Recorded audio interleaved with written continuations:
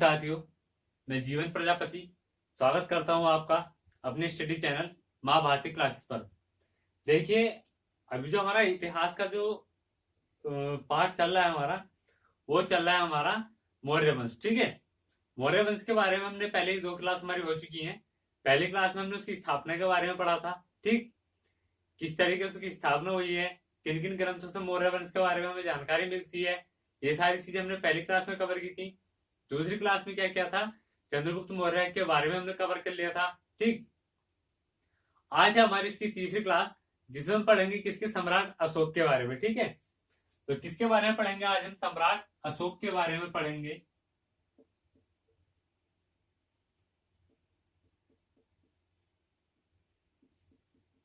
देखिए, सम्राट अशोक का जो शासन काल रहा था वो रहा था 269 ईस्वी बीसी से 269 बीसी से 232 बीसी, यानी कि ईसा पूर्व तक रहा था। कितना, 269 बीसी से 232 बीसी तक क्या रहा था, अशोक का समय रहा था। अब देखिए, इस समय का मौर्य साम्राज्य का सबसे प्रतापी राजा किसको माना जाता है, वो अशोक को ही माना जाता है। क्यों? क्योंकि इसने इतने अच्छे अच्छे कार्य किए हैं। इसने जो है एक तो अपने साम्राज्य का बहुत बड़ा विस्तार किया था। देखिए, विस्तार हर किसी ने किया है। जो हमारे चंद्रगुप्त मौर्य थे उन्होंने भी विस्तार किया, उसके बाद बिंदुसार आए, उन्होंने भी विस्तार किया है। पर सबसे ज्यादा जो बड़ा साम्राज्य हम एक तरीके से मान सकते हैं, सबसे बड़ा भारत जो था वो किसके समय पर आकर हो गया था, हमारा अशोक के, सम्राट अशोक के समय पर। ठीक है, तो देखिए सम्राट अशोक के बारे में जानकारी पढ़ते हैं। इनकी जो माता का नाम था,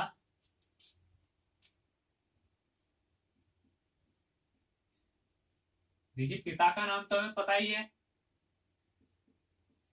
पिता का नाम क्या है, बिंदुसार। माता का नाम था सुभद्रांगी।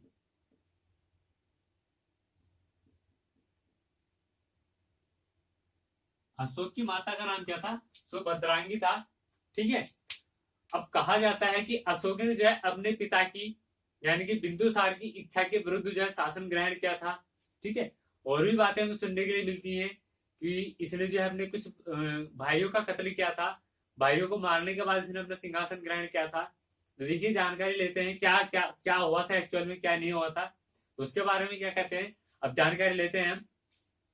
तो हमारे पास एक जो है जैन धर्म का जो है एक ग्रंथ है, जैन अनुश्रुति, उससे थोड़ी जानकारी मिलती है। क्या, जैन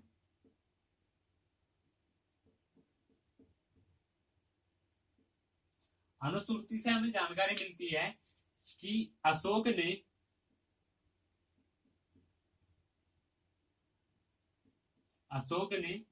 अपने पिता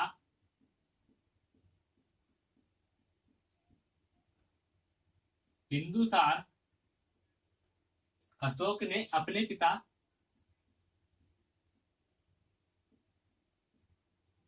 बिंदुसार की इच्छा के विरुद्ध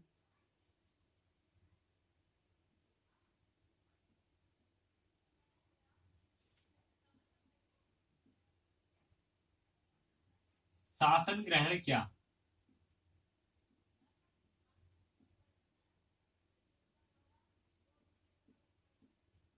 क्या कहा गया है, किसी जैन अनुश्रुति में कहा गया है कि सम्राट अशोक ने अपने पिता यानी बिंदुसार की इच्छा के विरुद्ध शासन ग्रहण किया था।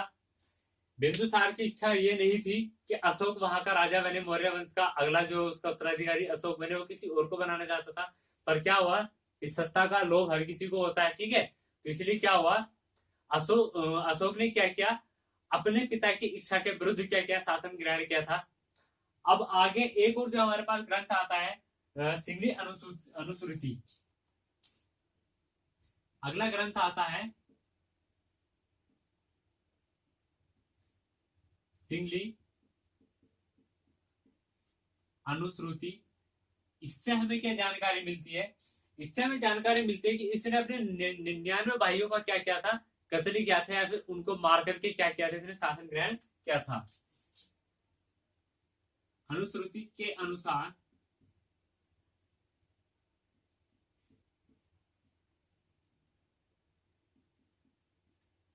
अशोक ने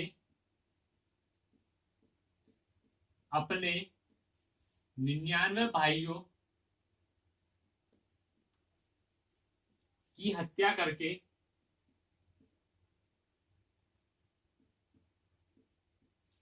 शासन ग्रहण किया था। किसमें ये बात कही गई है हमारी सिंगली अनुश्रुति में, ठीक है।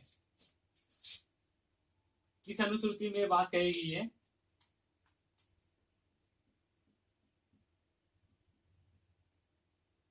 सिंगली अनुश्रुति में बात कही है क्या कि अशोक ने अपने कितने 99 भाइयों को मारा था, ठीक है। अपने 99 भाइयों को मार करके इसने क्या किया था? शासन किया था। यानी कि देखिए शासन के लिए इसने कितना कुछ किया है कि अपने 99 भाइयों को मारा है। ये तो हम सत्य नहीं कह सकते, पर हमें जो साक्ष्य मिल रहे हैं सिंगली अनुश्रुति से, उनके अनुसार हमें क्या पता चल रहा है कि इसने अपने कितने 99 भाइयों को पहले मारा था, उसके बाद इसने क्या किया था? शासन ग्रहण किया था, ठीक है। तो जो भी हमें साक्ष्य मिल रहे हैं, साक्ष्य सही होंगे तभी हम जो उनके बारे में इतनी चर्चा कर रहे हैं। आगे देखिए, एक हमारे पास और जो है ग्रंथ आया है महाबोधिवंश।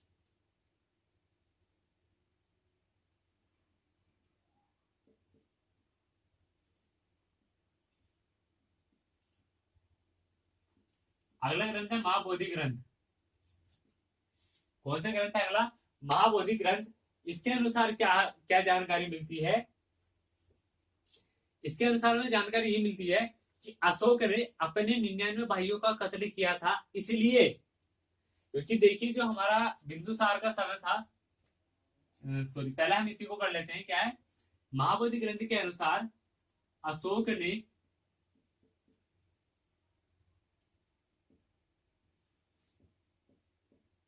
अपने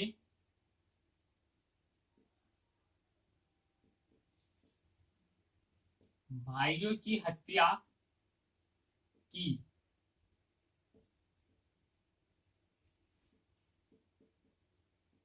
इसीलिए इसका राज्याभिषेक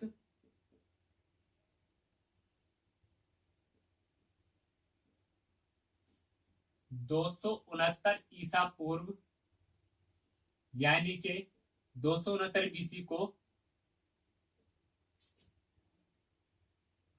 हुआ।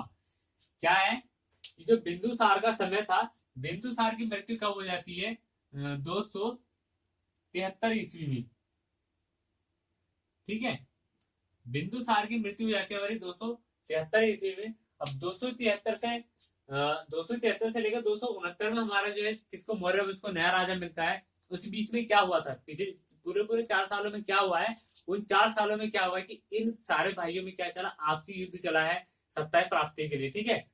तो उनमें आखिरकार विजय किसने प्राप्त की है? विजय प्राप्त की थी अशोक ने, ठीक है। जो 4 साल के चला था, युद्ध चला था, और वो 4 साल युद्ध चलने के बाद आखिरकार विजय किसको प्राप्त हुई थी? अशोक को विजय प्राप्त हो गई थी। और उसने जो है अपने सारे भाइयों की हत्या करके कितने में?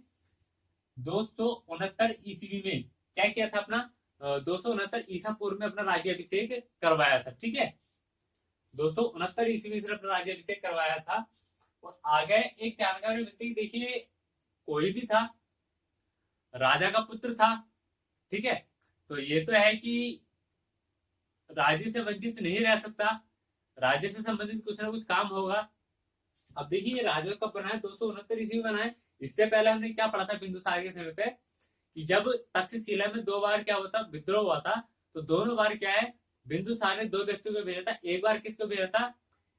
अशोक को भेजा था, और एक बार अपने दूसरे पुत्र को भेजा था, ठीक है। तो दोनों को भेजा था, अलग अलग बार भेजा था। दोनों ने ही क्या किया था वहां पर? जो वहां पर एक तरीके से अशांति पैदा हुई थी, उसको दोनों ही क्या करके आए थे? समाप्त करके आए थे, ठीक है। तो वहां पर भी क्या मिलता है हमें? इनके थोड़ा जो कुशलता थी, युद्ध की कुशलता थी, उसके बारे में जानकारी मिलती है। अब देखिए ये जो था, राजा बनने से पहले क्या था? अशोक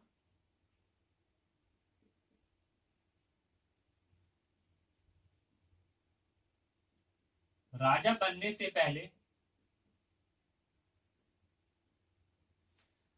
अवंती या फिर क्या कह सकते हैं उसको, उज्जैनी कह सकते हैं। उज्जैन का राज्यपाल था। क्या था ये? राजा बनने से पहले क्या था, एक क्षेत्र था अवंती, ठीक है, जो कि हमें महाजनपद काल में हमने पढ़ा था। अवंती एक अपने आप में एक महाजनपद था, ठीक है। तो उस अवंती का क्या था, ये राज्यपाल था, यानी कि उस अवंती पर क्या कर रहा था, ये शासक कर रहा था एक तरीके से राजा के प्रतिनिधि के रूप में। कहां पर? अवंती में, ठीक है। तो राजा बनने से पहले उसको कहा का अवंती का क्या था, राज्यपाल था। ये अक्सर जो क्वेश्चन हमारा पूछा जाता है एग्जाम में कि अशोक जो था वो राजा बनने से पहले किसी क्षेत्र का राज्यपाल था, या फिर राजा बनने से पहले वो जो है क्या कार्य करता था, ठीक है। तो यहाँ पर क्या कार्य करता था, वो राज्यपाल था। कहाँ का? अवंती या उज्जैन का, ठीक। आगे देखिए, थोड़ी जानकारी और लेते हैं। आगे बात आती है इसकी पत्नियों के बारे में। इसकी पत्नियों के बारे में बात आती है। अब देखिए, जो इसकी पत्नियों के बारे में बताया गया है, मुख्य तौर पर इसकी 5 पत्नियों के बारे में बताया गया है। कितनी? 5 पत्नियों के इसके बारे में इसकी बताया गया है। तो एक छोटा सा हेडिंग डाल लेंगे, अशोक की पत्नियां।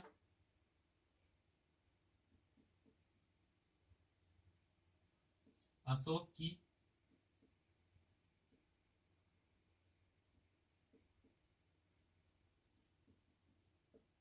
पत्नियां, ठीक है। 5 पत्नी है इसकी। 5 पत्नी में सबसे पहले जो नाम आता है वो आता है किसका? देवी का।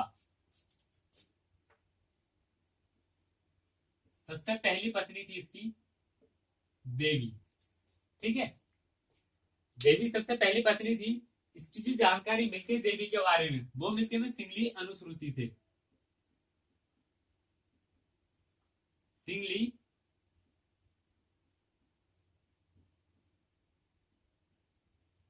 अनुश्रुति से किसके? देवी के बारे में हमें जानकारी मिलती है, ठीक है। आगे देखिए, ये एक क्षेत्र की राजकुमारी रह चुकी थी। तो कहा की? ये विदिशा की जो है राजकुमारी रह चुकी थी। देवी विदिशा की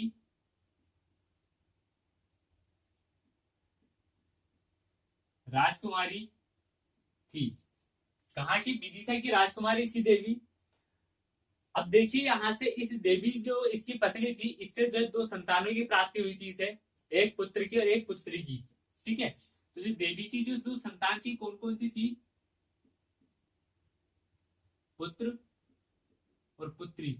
देखिए, पुत्र का नाम क्या था? पुत्र का नाम था इसके महेंद्र।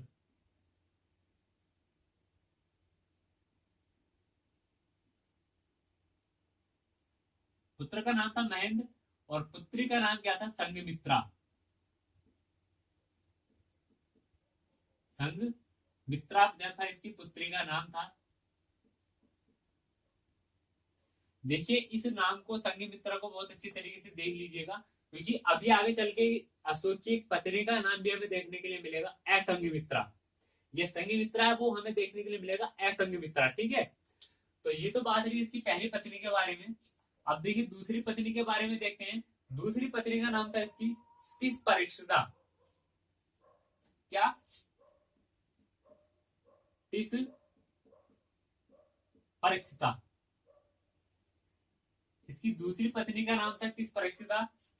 इसके बारे में जो जानकारी मिलती है वो मिलती है दिव्यावतान के अनुसार। किसके?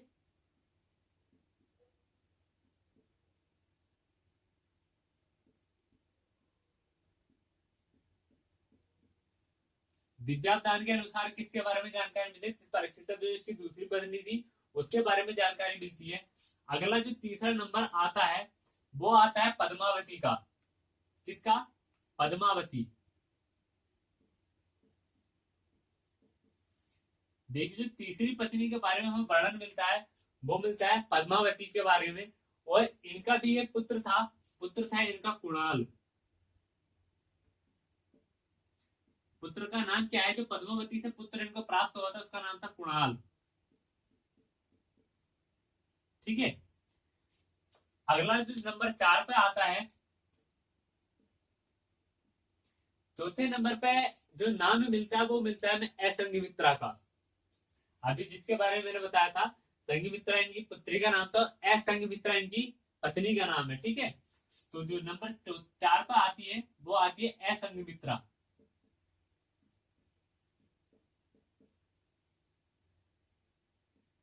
देखिए इन दोनों नामों में थोड़ा अंतर कर लीजिएगा, वो संघमित्रा है, असंघमित्रा, ये पत्नी है और वो बेटी है। संघमित्रा बेटी है और असंघमित्रा क्या है, इनकी पत्नी है, ठीक है।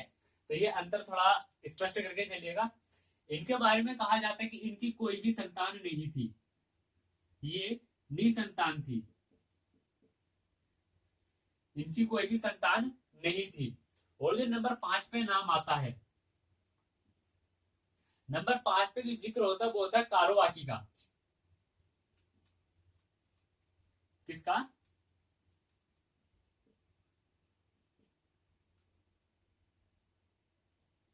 कारोबाकी का जो है नंबर 5 पे क्या होता है, जिक्र होता है। अब कारोबाकी देखिए इसके बारे में कहा जाता है, बाकी के 4 के बारे में हमने पढ़ लिया। कहा जाता है इन 5 में जो सबसे पहले पत्नी थी वो इसकी, वो कौन थी, कारोबाकी, ठीक है। ये है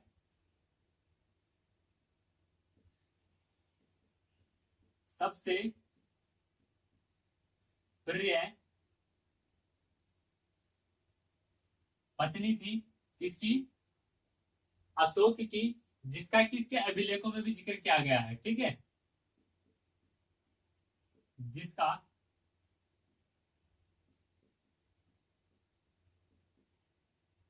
अभिलेखों में भी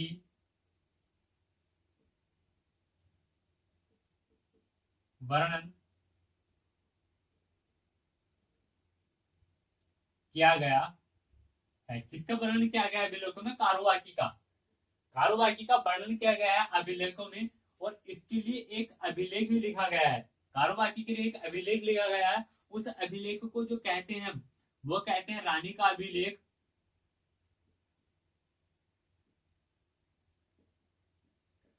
रानी का अभिलेख, या फिर उसको दूसरा नाम दिया गया इलाहाबाद लेख।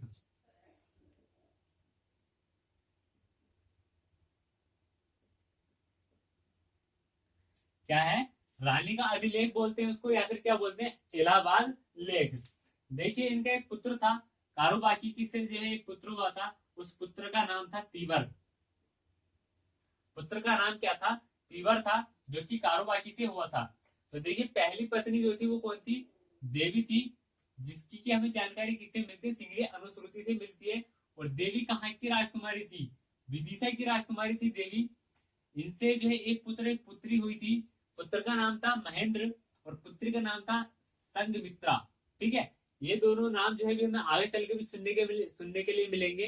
कब, जब ये जो है सम्राट अशोक बौद्ध धर्म के जो है प्रचार के लिए अपने यहाँ से दूसरे देशों में व्यक्ति भेजते हैं, तो उनमें जो प्रचारक होते हैं उन प्रचारकों में 2 प्रचारक भी होते हैं, महेंद्र और संघमित्रा, ठीक है। तीसरी जो दूसरी पत्नी का नाम आता है वो आता है तिस्परिक्षिता। दूसरी पत्नी का नाम है तिस्परिक्षिता, जिनका जिक्र किसमें क्या गया, दिव्यादान में जो है इनके बारे में जानकारी मिलती है। ये हमारे क्या बौद्ध ग्रंथ है। तीसरी पत्नी आती है पद्मावती। तीसरी पत्नी आती है पद्मावती, जिनका एक पुत्र था कौन, कुणाल, ठीक है। अगली पत्नी आती है जो नंबर 4 पर नाम आता है वो असंघमित्रा का नाम आता है। देखिए संघमित्रा इनकी पुत्री थी और असंघमित्रा इनकी पत्नी थी। असंघमित्रा की कोई भी संतान नहीं थी, ठीक है। और जो सबसे लास्ट में नाम आता है वो आता है कारुबाकी का। सबसे लास्ट में नाम किसका आता है, कारुबाकी का नाम आता है। कारुबाकी को क्या कहा जाता है कि इनकी क्या थी, प्रिय पत्नी थी, किसकी, अशोक की। और इनका जो है ऐसी कौन सी पत्नी जिसका अभिलेखों में वर्णन किया गया है, कारुबाकी का ही किसमें अभिलेखों में वर्णन किया गया है, ठीक है। पूछा जाता है अक्सर प्रश्न कि सम्राट अशोक की किस पत्नी का जो जिक्र उसके अभिलेखों में किया गया है, तो कौन सी पत्नी का जिक्र उसके अभिलेखों में किया गया है, कारुबाकी का, ठीक है। और कारुबाकी के लिए एक स्पेशल अभिलेख भी लिखा गया है, उसको हम क्या कहते हैं, रानी का अभिलेख या फिर इलाहाबाद लेख भी कहते हैं, ठीक है। तो रानी का अभिलेख या इलाहाबाद लेख किसके लिए लिखा गया है, कारुबाकी के लिए लिखा गया है। और कारुबाकी से एक पुत्र भी था इनको, पुत्र का नाम क्या था, तीवर। कारोबाकी से एक पुत्र जो है इनको हुआ था, और उस पुत्र का नाम क्या था? तीवर। देखिए एक नोट और लिख लेते हैं हम यहाँ पे। क्या है? अभिलेखों का जनक किसका? अभिलेखों का जनक किसको कहा गया है? सम्राट अशोक को। सम्राट अशोक को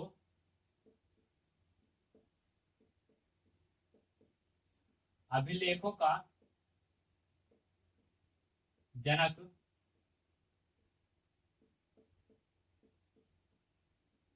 कहा गया है। किसको? सम्राट अशोक को अभिलेखों का जनक कहा गया, क्योंकि इसके बाद से ही, इसके समय से या इसके बाद में हमें अभिलेखों की जानकारी मिलती है, अभिलेख देखने के लिए मिलते हैं। ठीक है, इससे पहले हमें कहीं भी अभी तक अभिलेखों का जिक्र मिला ही नहीं है।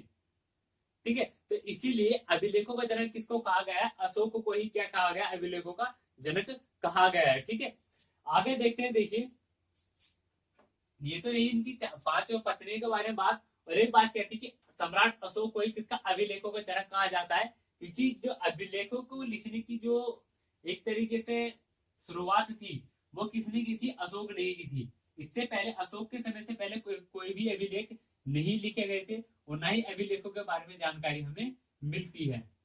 ठीक है, आगे देखिए एक व्यक्ति हुए हैं, उनका नाम था कल्हड़। व्यक्ति कह सकते हैं या फिर इनको एक तरीके से लेखक कह सकते हैं, कवि कह सकते हैं। ठीक है, तो कल्हड़ इनका नाम है।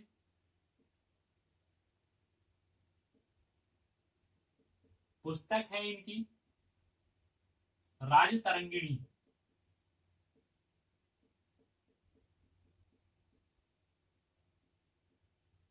कल्हड़ की पुस्तक क्या है? राज तरंगिणी पुस्तक है। किसकी? कल्हड़ की। ठीक है, राज तरंगिणी कल्हड़ की पुस्तक है। इस पुस्तक में जो है एक बहुत ही मुख्य बात कही गई है। इस पुस्तक में क्या बात कही गई है कि बितिस्ता ये झेलम नदी के किनारे पर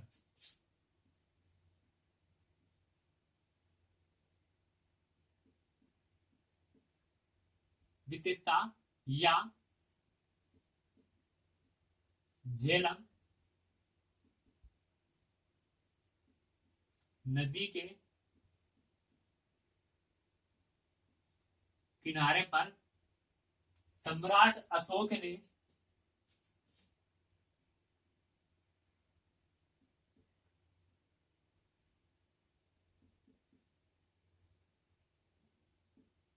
श्रीनगर की स्थापना की थी। एक नगर की स्थापना की थी सम्राट अशोक ने, जो कि अभी वर्तमान में भी है हमारा कहा? जम्मू कश्मीर में। जम्मू कश्मीर की राजधानी क्या है? श्रीनगर। ठीक है, तो जम्मू कश्मीर की राजधानी श्रीनगर, इस नगर की जो स्थापना की थी किसने की थी? सम्राट अशोक ने की थी। और कहा? झेलम नदी के तट पर, या झेलम नदी के किनारे पर किसने की थी? अशोक ने इसकी क्या की थी? स्थापना की थी। ठीक है, इसकी जो जानकारी मिलती है किससे मिलती है? राज तरंगिणी से। राज तरंगिणी किसकी पुस्तक है? कल्हड़ की। देखो जितना भी मैं यहाँ पर आपको बता रहा हूँ सारा एग्जाम के पॉइंट ऑफ व्यू से बहुत अच्छा है। और अभी जो आपके हाल फिलहाल में आने वाले एग्जाम है, CHSL हो गया, RRB NTPC हो गया, ठीक है, और SSC CGL में भी जो है यहाँ से प्रश्न आते हैं। और देखिए आगे हमारा DRDO होने वाला है, और सियासत वगैरह के भी एग्जाम आ रहे हैं। तो उन एग्जामों को देखते हुए बहुत ही अच्छा जो है यहाँ से कॉन्सेप्ट चल रहा है। अधिकतर क्वेश्चन यहाँ से आते हैं हमारे। ठीक है, तो देख लीजिए, और जितना यहाँ पर पढ़ाया जा रहा है वो एग्जाम के पॉइंट ऑफ व्यू से मोस्ट ही पढ़ाया जा रहा है। ये नहीं कि कुछ इधर से उठा लिया उधर से उठा लिया, सारा कुछ एग्जाम के पॉइंट ऑफ व्यू से आपको अच्छा बताया जा रहा है। ठीक है, आगे देखते हैं। आगे एक बात का और जिक्र होता है। एक मंदिर था, शिव मंदिर, जिसका जो कहा था? विजयेश्वर में।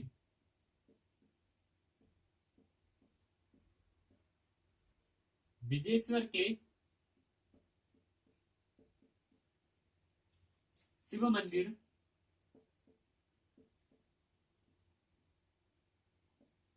का जीर्णोद्धार।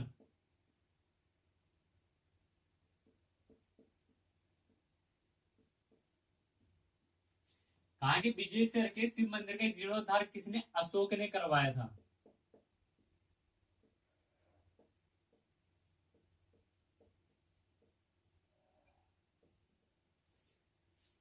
विजयेश्वर के शिव मंदिर का जीर्णोद्धार किसने करवाया था? अशोक ने। ठीक है, एक शिव मंदिर है ये, जो विजयेश्वर एक स्थान वहां पर था, वो टूट चुका था, तो उसका पुनर्निर्माण किसने करवाया था? अशोक ने करवाया था।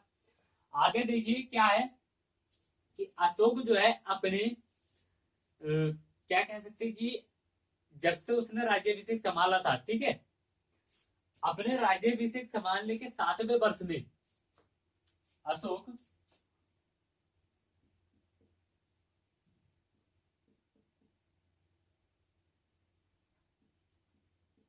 अपने राज्याभिषेक के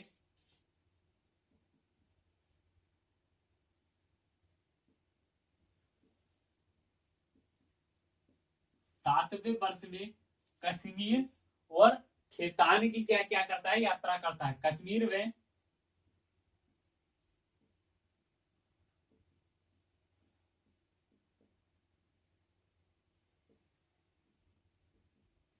खेतान की यात्रा करता है। कौन से? अशोक अपने राज्याभिषेक के 7वें वर्ष में, यानी कि सत्ता संभालने के 7वें वर्ष में कहा कश्मीर और खेतान की यात्रा करता है। और उसके बाद एक बात और है, सॉरी, यात्रा नहीं करता है, क्या है, इन क्षेत्रों को अपने क्षेत्र में विलीन करता है।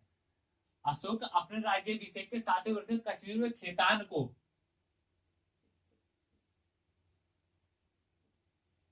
अपने क्षेत्र में विलीन कर लेता है।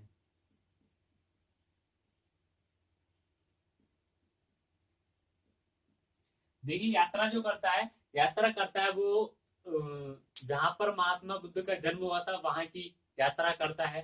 ठीक है, और सबसे पहले जो है वो 2 यात्राएं करता है, दोनों के बारे में भी आपको बताऊंगा आगे। ठीक है, अब देखिए क्या है, सबसे पहले देखिए अशोक ने अपने राज्याभिषेक के 7वें वर्ष में कश्मीर एवं खेतान को क्या किया था? अपने क्षेत्र में मिला लिया था, यानी कि अपने राज्य में इन दोनों को जीत के अपने राज्य में मिला लिया था। ठीक है, ये कहाँ का? कश्मीर कहाँ का क्षेत्र था? हमारा उत्तर का। ठीक है, खेतान भी उसके पास का ही क्षेत्र था। अब आगे बात आती है कि अब जो इसका जो पार्ट था अशोक के समय पे, जो हमारा भारत था, जो उसका साम्राज्य था, वो कितना बड़ा हो चुका था। तो देखिए ये जो साम्राज्य था इसका, पश्चिम में कहाँ तक था? पश्चिम में अफगानिस्तान, उत्तर में पश्चिम में अफगानिस्तान, और पूर्व में कहा? बांग्लादेश। ठीक है, उत्तर में कहा? उत्तर में जो हमारा वर्तमान में जम्मू कश्मीर वाला क्षेत्र है वो सारा आ चुका था। और जो पाकिस्तान वाला क्षेत्र है, अभी भी जो जितना भी पाकिस्तान के अंडर में है, वो सारे किसके? अशोक के समय, अशोक के अंडर में था उस समय पर। ठीक है, यानी कि पाकिस्तान पूरा, और इधर क्या है? अफगानिस्तान, और उधर बांग्लादेश, और नीचे तमिलनाडु को छोड़ करके जो वर्तमान का पूरा हमारा भारत है, तमिलनाडु को छोड़ करके जो वर्तमान का पूरा भारत है, वो क्या था? किसके? अशोक के अंडर में आ चुका था। तो देखिए कितना बड़ा साम्राज्य अशोक के समय पर हो चुका था। क्यों? क्योंकि उससे पहले हम बात करते हैं चंद्रगुप्त मौर्य की। तो चंद्रगुप्त मौर्य के समय तक क्या था? जो नीचे अगर दक्षिण में चले तो दक्षिण में कहां तक? कर्नाटक तक क्या था? चंद्रगुप्त मौर्य का विस्तार था बस। कर्नाटक में कहा? कावेरी नदी के तट तक। ठीक है, तो वहां से आगे किसने इसका विस्तार किया है? वहां से आगे देखो बिंदुसार ने भी थोड़ा विस्तार किया है, पर उसके बाद और विस्तार किसने किया है? अशोक ने किया है। वो कहां तक लेगा? बस खाली तमिल, वर्तमान भारत के अगर तमिलनाडु को छोड़े तो उसके अलावा पूरा भारत क्या था? अशोक के अंडर में था। और बाकी जो ये 3 या 4 देश और बने हुए हैं, जैसे कि हमारे बांग्लादेश हो गया, पाकिस्तान हो गया, अफगानिस्तान हो गया, ये सारे भी क्या थे? अशोक के अंडर में ही थे। ठीक है, आगे देखिए, फिर अब बात आती है एक बहुत ही निर्णायक युद्ध हुआ था, कलिंग का युद्ध, जिसके बारे में कि बहुत कुछ कहा जाता है। कलिंग युद्ध के बारे में कहा जाता है कि कलिंग युद्ध ने जो है अशोक को पूरा बदल के रख दिया था। कलिंग युद्ध ने अशोक को पूरा बदल के रख दिया था, इसके पीछे बहुत सारे जो है फैक्ट हैं, ठीक है। कलिंग युद्ध ने अशोक को पूरा बदल दिया था, फैक्ट है, फैक्ट के बारे में भी पढ़ेंगे।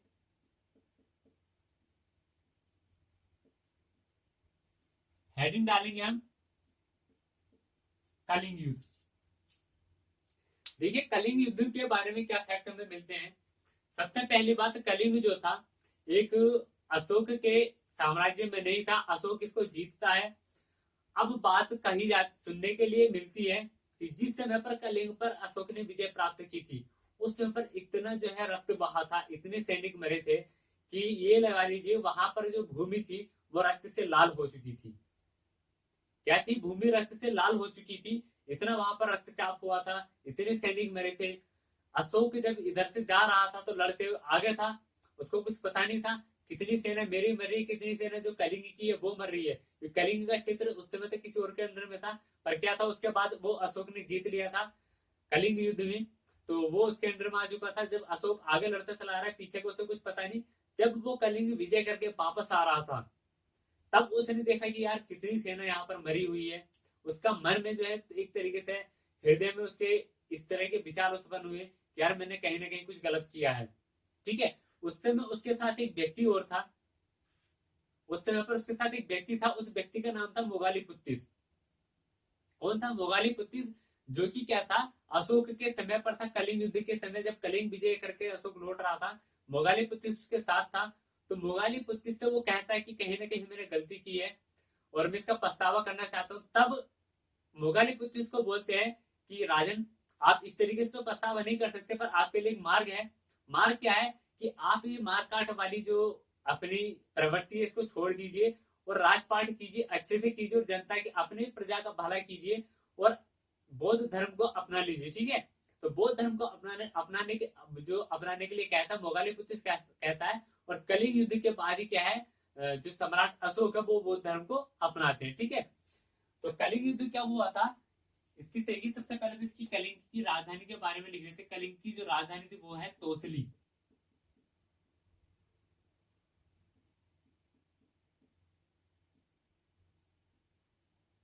कलिंग की राजधानी क्या है? तोसली। इसके बारे में जो हमें जानकारी मिलती है, जो तोसली का स्रोत है वो है हाथी गुफा अभिलेख। हाथी गुफा अभिलेख किसने लिखा? हाथी गुफा अभिलेख को राजा खारवेल ने लिखा है।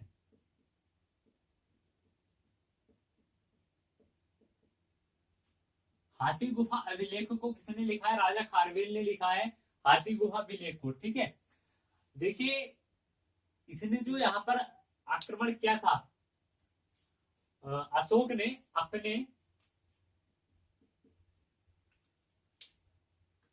कलिंग पर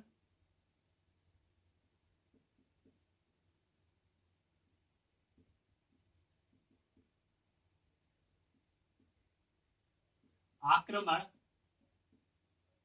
अपने राज्याभिषेक के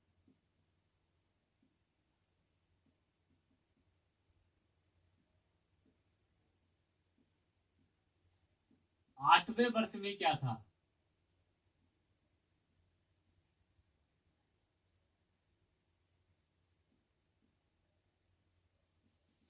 कब क्या था? अपने अभिषेक के राज्याभिषेक के 8वें वर्ष में। कहां पर? कलिंग पर आक्रमण। देखिए 7वें वर्ष में कहा करता है वो? कश्मीर और खेतान को जीतता है अपने राज्याभिषेक के 7वें वर्ष में, और राज्याभिषेक के 8वें वर्ष में कहा कर लेता है वो? कलिंग पर आक्रमण करता है और कलिंग को भी क्या कर लेता है वो? जीत लेता है, ठीक है।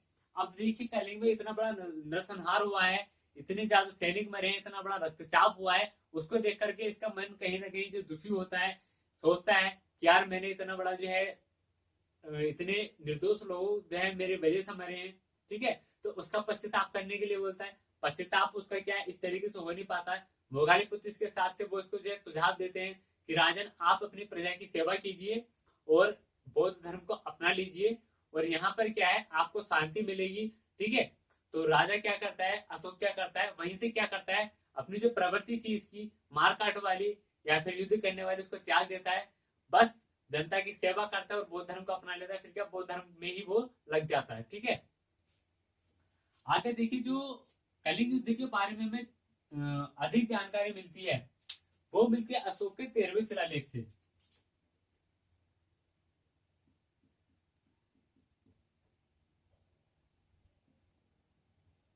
कलिंग युद्ध के बारे में जानकारी अशोक के 13वें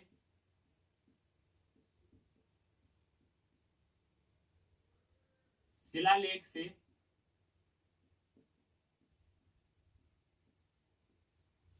मिलती है। किसके? कलिंग युद्ध के बारे में जो हमें जानकारी मिलती है वो अशोक के कौन से 13वें शिलालेख से मिलती है। ठीक है, जो सम्राट अशोक का 13वां शिलालेख लिखा हुआ है, ठीक है, वो पूरा किस पर? कलिंग युद्ध पर ही लिखा हुआ है। पूरे कलिंग युद्ध के बारे में उसमें वर्णन किया गया है हर बात का, कि क्या किस तरीके से उनका हृदय परिवर्तन हुआ, किस तरीके से रक्तचाप हुआ था, किस तरीके से उन्होंने कलिंग को जीता था, और मोगालीपुत्र ने क्या कहा था, कैसे उन्होंने जो बौद्ध धर्म को अपनाया था। ठीक है, तो ये सारी बात क्या थी हमारी कलिंग युद्ध के बारे में थी। आगे देखिए, यहां से क्या होता है कि जो अशोक है वो क्या अपनाता है? बौद्ध धर्म अपना लेता है। किसके कहने पर? मोगालीपुत्र के कहने पर। तो देखिए, अशोक और बौद्ध धर्म के बारे में जो थोड़ी जानकारी और लेते हैं। सबसे पहले एक और बात का जिक्र आता है, वो बात है अशोक के धम्म। पॉइंट डालेंगे हम अशोक के धम्म या अशोक का धम्म।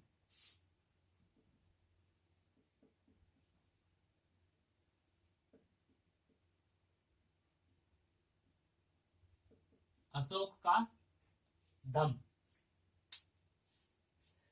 देखिए इसमें क्या बात कही थी? अशोक के धम्म या अशोक का धम्म क्या है, इसमें क्या जानकारी मिलती है? तो इसमें अशोक ने अपनी प्रजा के लिए क्या है, अपनी प्रजा के नैतिक विकास के लिए जिन कर्तव्यों का पालन के बारे में कहा था प्रजा को। ठीक है, अशोक ने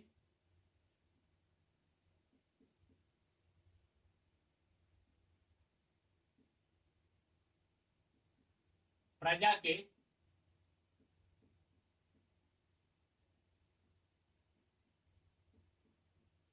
नैतिक विकास के लिए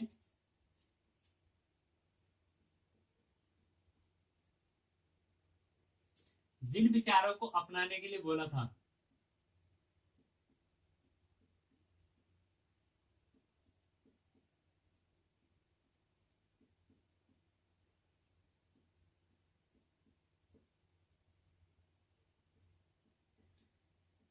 अपनाने के लिए कहा, उन्हीं क्या कहा गया? उन विचारों को क्या कहा? अशोक का धम्म कहा गया है। ठीक है, उन्हीं विचारों को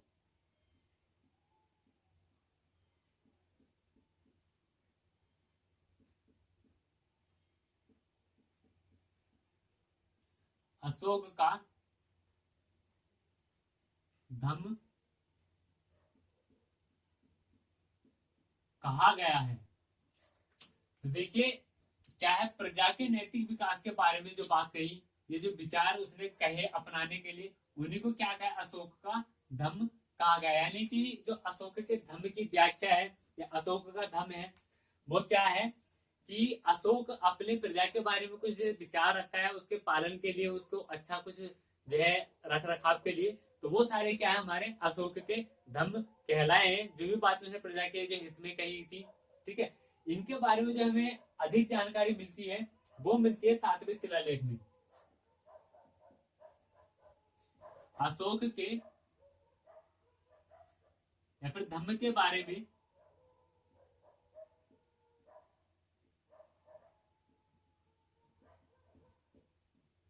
धम्म के बारे में 7वें शिलालेख में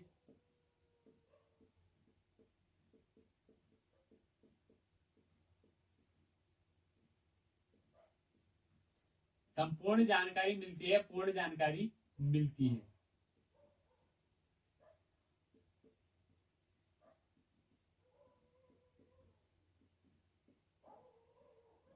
क्या है? अशोक के धर्म के बारे में कौन से 7वें शिलालेख में पूर्ण जानकारी मिलती है। 7वां शिलालेख जो है जो इसका अशोक का, वो पूरा किसको, इसके धर्म को यानी कि उन बातों को समर्पित है जिसमें इसने जो है अपनी प्रजा के विकास के लिए कुछ बातें कही है, नैतिक कर्तव्य कहे हैं अपनी प्रजा के विकास के लिए, ठीक है, जो कि उन विचारों का पालन करने के लिए इसने प्रजा को बोला है, जिससे कि प्रजा का विकास हो चुके या फिर ये जो है प्रजा को और अच्छी से अच्छी जो है क्या कर सके, उसको अच्छे से और पालन कर सके, ठीक है। तो वो सारी बातें कौन से 7वें शिलालेख में है और उन बातों को क्या कहा, अशोक का धर्म कहा गया है। आगे देखिए क्या था, अशोक और जैन धर्म के, बौद्ध धर्म के बारे में कुछ बातें और जो देखने के लिए मिलती हैं। तो देखिए यहाँ पर हेडिंग डालेंगे अशोक और बौद्ध धर्म। अशोक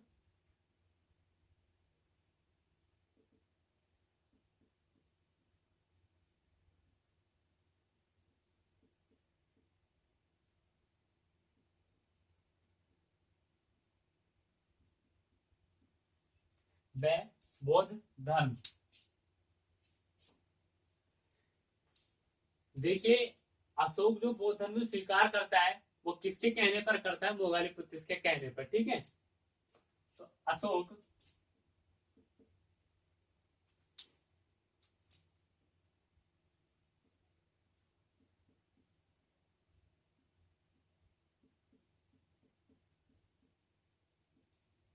मोगालीपुत्र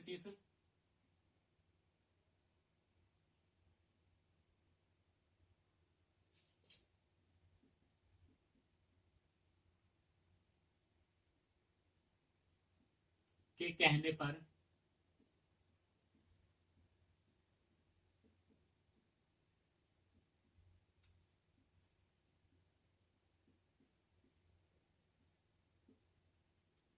बौद्ध धर्म स्वीकार करता है। किसके, मोगालीपुत्र के कहने पर। वो भी कब, जब कलिंग युद्ध हुआ था उसमें मोगालीपुत्र ने बोला था, तो अशोक क्या करता है, बौद्ध धर्म को स्वीकार कर लेता है, ठीक है। अब बौद्ध धर्म को स्वीकार कर लेता तो बौद्ध धर्म को वो इतना बड़ा अनुयायी बन जाता है कि बौद्ध धर्म के लिए बहुत कुछ करता है। आगे देखिए कहा जाता है कि जब वो बौद्ध धर्म स्वीकार कर लेता है, ठीक है, तो उसके बाद कहा जाता है कि अपने, यानी कि जब वो अपने शासन के 8वें साल में क्या करता है, कलिंग पर विजय प्राप्त कर लेता है, उसी के आसपास क्या करता है, बौद्ध धर्म स्वीकार कर लेता है, ठीक है। तो अपने शासन के, अशोक क्या है, अपने शासन के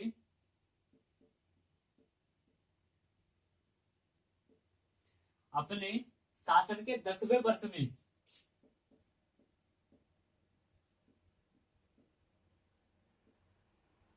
सर्वप्रथम बोध गया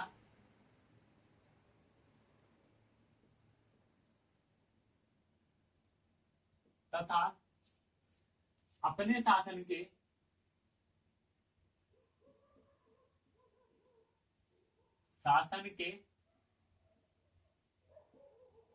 20वें वर्ष में, जहां पर वो महात्मा बुद्ध का जन्म हुआ था, कहां हुआ था, लुम्बिनी में, ठीक है। 20वें वर्ष में लुम्बिनी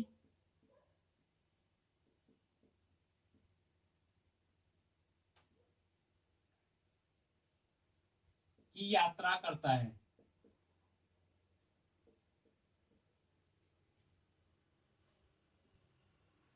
अब देखिए कहां पर, अपने शासन के 10वें वर्ष में, जब इसके शासन का 10वां वर्ष था तो कहां पर जाता है, बोध गया, जहां पर महात्मा बुद्ध को क्या हुई थी, ज्ञान की प्राप्ति हुई थी, उस स्थान पर गया था ये अपने शासन के 10वें वर्ष में। और जब इसके शासन के 20 वर्ष पूरे हो चुके थे, जब इसके शासन के 20 वर्ष पूरे हो चुके थे तो कहां पर गया था ये, लुम्बिनी ग्राम में गया था, जहां पर महात्मा बुद्ध ने जन्म लिया था, ठीक है। वहां पर गया था जहां पर महात्मा बुद्ध ने जन्म लिया था। और कहा जाता है कि इसने लुम्बिनी को कर मुक्त कर दिया था, कर मुक्त कर दिया था।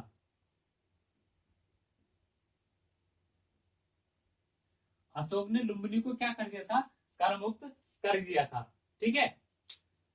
अशोक ने लुम्बिनी को कर मुक्त कर दिया था। अब देखिए यहाँ पर क्या है, पूरी बौद्ध धर्म के बारे में जानकारी मिल जाती है, बौद्ध धर्म को किस तरीके से इसे स्वीकार करता है, कौन ये किसका शिष्य बनता है। एक तरीके से हमारे पास प्रश्न ये भी आ जाता है कि अशोक बौद्ध धर्म में किसका शिष्य बनता है,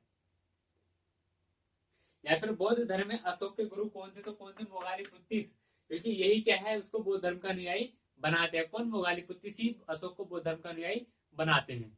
ठीक है, तो आज की देखिए आज हमने क्या पढ़ा है। आज हमने क्या पढ़ा, अशोक के जो है स्टार्टिंग से लेके बौद्ध धर्म के स्वीकारने तक, अशोक की माता का नाम क्या था, अशोक ने किस तरीके से शासन ग्रहण किया है। ठीक है, क्योंकि 273 ईस्वी में उसके पिता की मृत्यु हो जाती है बिंदुसार की।